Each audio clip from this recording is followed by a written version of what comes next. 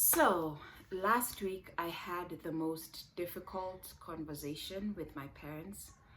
Um, so last year I'd already told my parents that I don't want to have kids. So this is something that they're very aware of. My mom is still in denial up to now. She's still in denial. She still thinks you're too young, you'll change your mind, blah, blah, blah.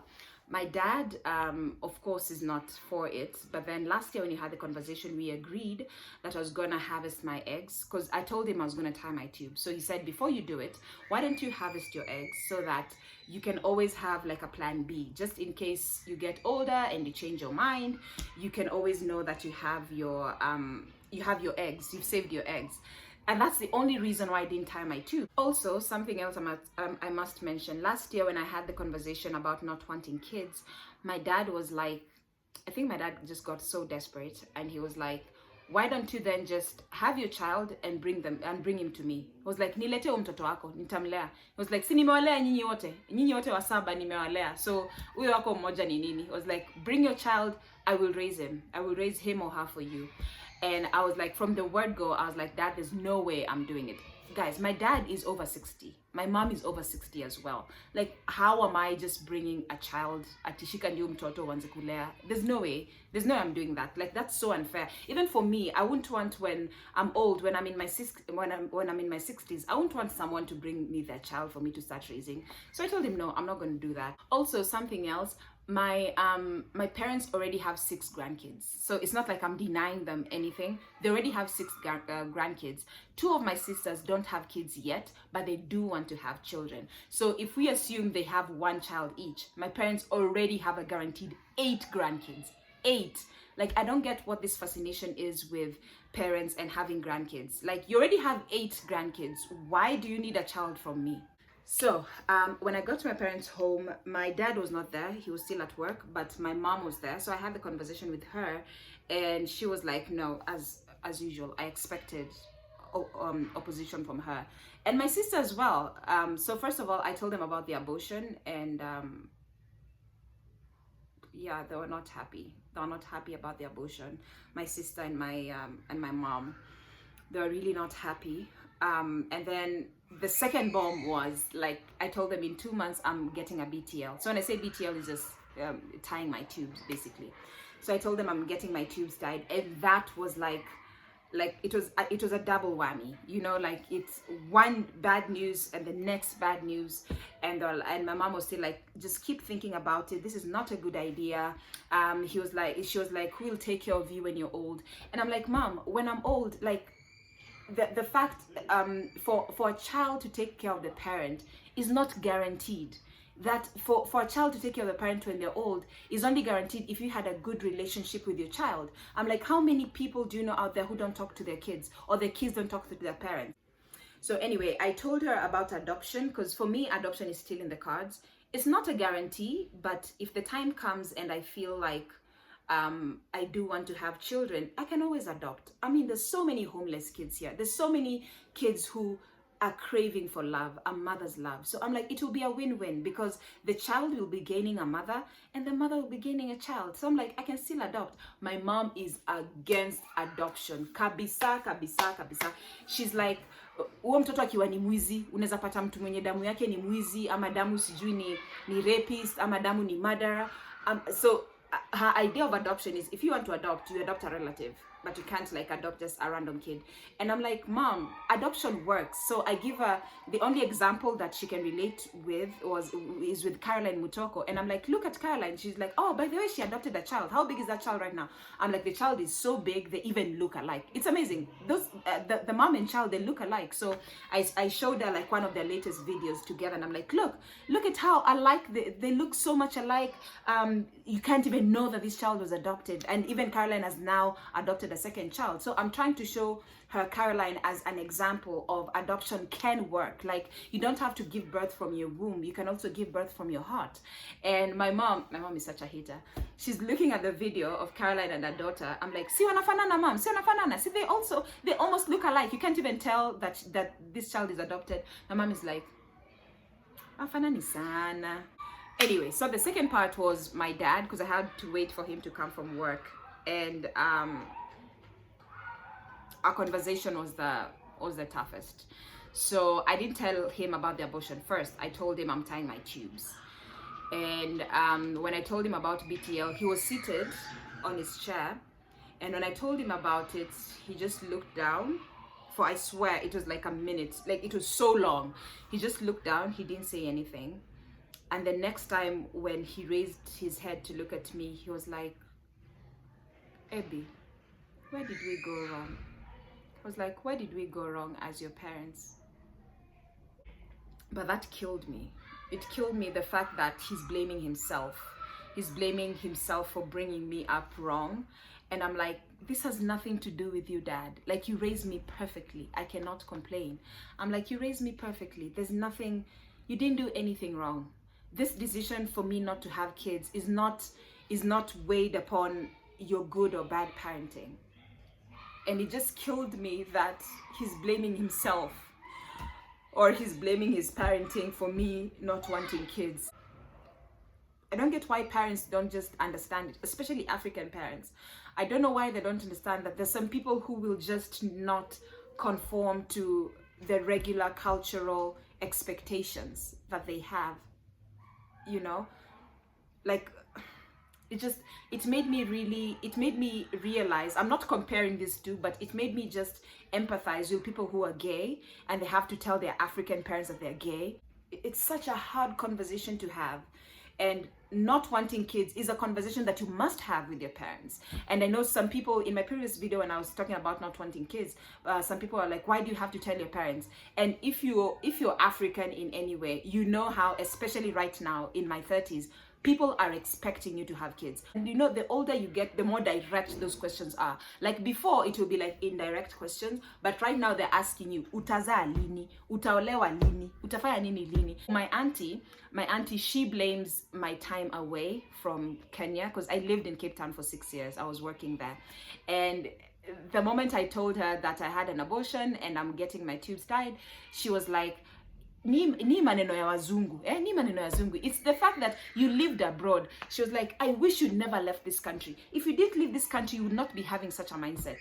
And maybe to some extent she's right, and we'll never know it. And also maybe to some extent she's wrong, because maybe that's just who I am.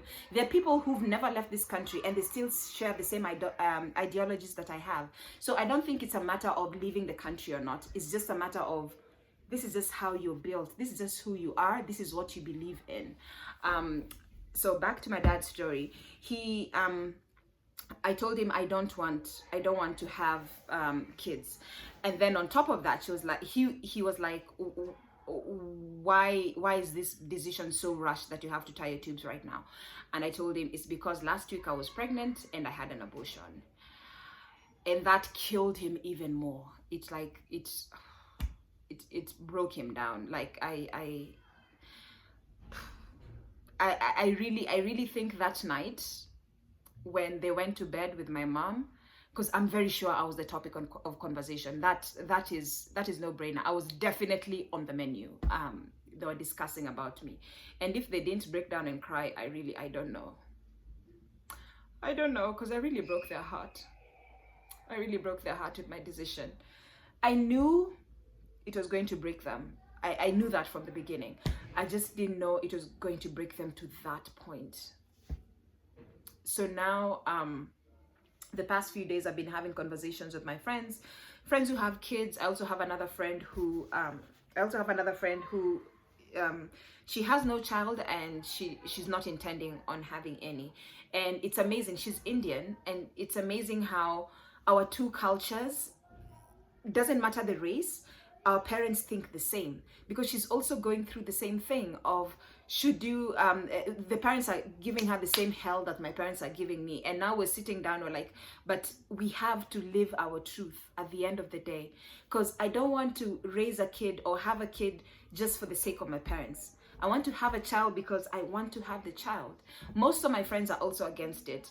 But I'm still standing my ground. I'm just one of those people who, when I set my mind on something, nothing is going to stop it.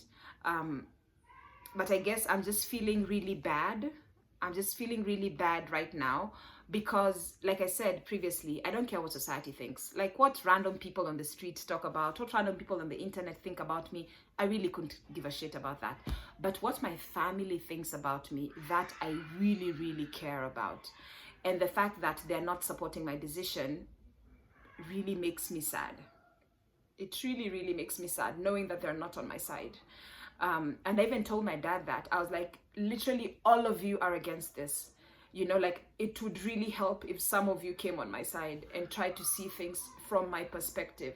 And I understand that as a parent, when you give birth to your child, you're hoping that they'll grow up to be strong and healthy and they'll get a good job and they'll get married and they'll have kids and they'll buy a house and they're going to be happy. But the reality is some of us will not conform to that type of way. You know, some of us will fall in love with the same gender. Some of us will fall in love with both genders. Some of us will not fall in love at all, and that's fine. Some of us will not want kids. Some of us will want kids, but not kids of our own. We'll just want to adopt, you know. And it's not because we cannot have kids. We can, but you just choose to adopt or you just choose to not have kids. Some of us will amount to nothing, unfortunately. And that's just the reality of it. Some of us will just not get jobs and will be bums and will be a burden in the society.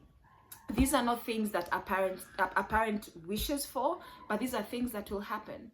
So when I started telling my dad how, because I started crying as well. I started crying because I was like, no one is supporting me. No one is supporting me in this decision. And I think he sort of started seeing things from my side. He started seeing things from my side, and he was like, Abby, you're still our child. He was like, you're still our child. Even if you were born a thief, even if you're a murderer, even if you're a prostitute, it doesn't matter. You're still our child and we'll still stand by you. That's what he said. It was like, even if we don't support your decision, we're still gonna stand by you because that's what you've chosen. And there's nothing much you can do as parents. So I guess he's sort of accepted it, but he's been forced into acceptance. This is not something that he would naturally choose. Which is really tough. It's tough on both ends because at the one side, I want to make my parents happy. But on the other side, I also want to be happy. What about Abby's happiness? You know, I'm always thinking about other people's happiness. But what about me? What about Abby's happiness? What about what I want? Who's listening to that? But anyway, the BTL is still happening. So right now, I've stopped the bleeding. The post-abortion bleeding has stopped. So I'm just waiting. Probably next week, I'll go back to hospital so that they can do the final check to make sure that I'm actually fine and the abortion was successful. I'm assuming it's successful, but until you go to hospital, they do the ultrasound and double check everything. You can never really know, and I don't want to have complications in future. So my final word, even to the young parents, you know, girls who are my age and they already have kids, I know we all have our hopes and dreams for our children, but we also have to realize that your child is an independent human being. Yes, you gave birth to him or her, but she thinks differently. She dresses differently. She thinks independently. So don't pressure your values. Don't put your values on them. And I know it's going to be tough because it's not what you want as a parent, but let your child choose her path. If her path is no kids, let her take that. If her path is no marriage, let her take that. Just don't be that parent that always insists on having things done the traditional way when it's not happening for your child.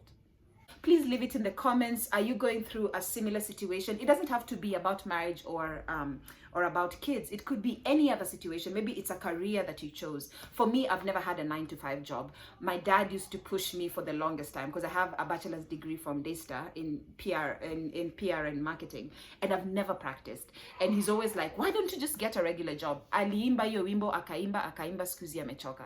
So I've never really had even a conventional job, but then with time they came to accept that that's just who I am. I'm not a woman for employment. I employ myself. So if you have similar experiences, especially with your parents, people trying to to put you in this box that you cannot fit, because this is not your box, that is your box. I would really love to hear your experiences on that, because who knows, someone else might be reading it and they could be really encouraged. Anyway, I'll talk to you next week, and goodbye.